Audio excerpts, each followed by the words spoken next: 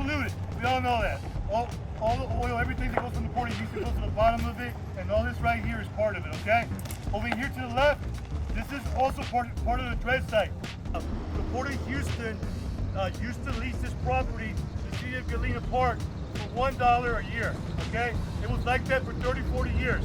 About 6 months ago, the port of Houston told the city of Galena Park, we want our property back. So they kicked everybody off of here. If you look right there, you still see some stalls in there. But they kicked everybody out because the port of Houston is going to open up operations here. Once they stop putting the dirt, they said they will either just cap it and leave it there for eternity, or they said what they could do is go dig it all up and then take it back somewhere else and start over. So this land, I guess, will never go back to Galena Park ever again, but at one time it was. Some of the old timers that I know, the people that were way older than me, or a couple of them still alive in their 90s, saying that when they were kids here in the 50s, there used to be ponds here, ponds all around. They used to come fishing out here and everything. That's the way it used to be back then.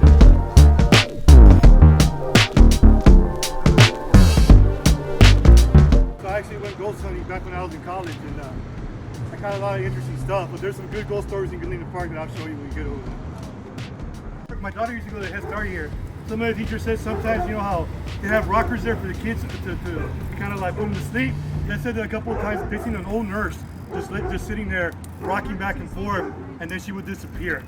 So there's been a lot of apparitions that happen here. There was a lady who lived in this house right here who to this day tells me why stuff will be moving around my house. I just see a shadow walking up and down the street.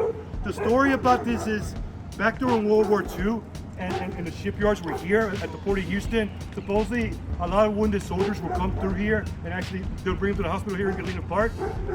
There's rumors that there are some of them that died, and supposedly some of them might be buried in this parking lot. I've heard. I can't confirm that, but I've heard stories.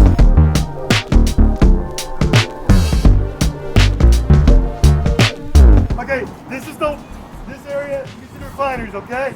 That company right there, that's Texmark. Right on the other side of the channel, that's lined up a cell. Over here directly to, that's the east over here, is Kinder Morgan. We have an air monitor right on the next street over. Some of the worst readings of pollution were in this area, okay? If you live in this part of Galena Park, this is the worst area, okay? Some of the highest readings of VOC, benzene, hydrogen cyanide, butadiene, all that stuff. It's the worst in this area. I talked to parents who live here saying they won't let their kids out because it smells so bad. They'd rather keep the kids indoors. So this is some of the worst area. We're trying to get more data. I'm talking to the county right now, hoping they'll bring their regulatory monitors because we really want to bring attention to the plight the people here in this area are having to go through. And I know some people say, you know, that they smell this pollution. They say, oh, it smells like money.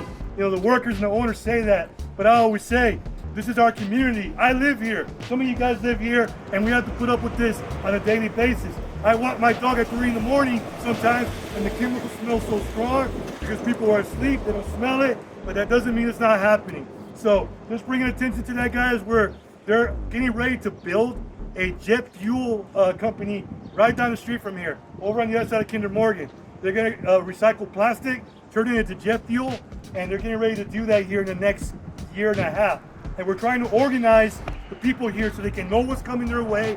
We want to organize and protest their permit because jet fuel is very hazardous, it's very flammable, and it also causes cancer if you breathe in too much.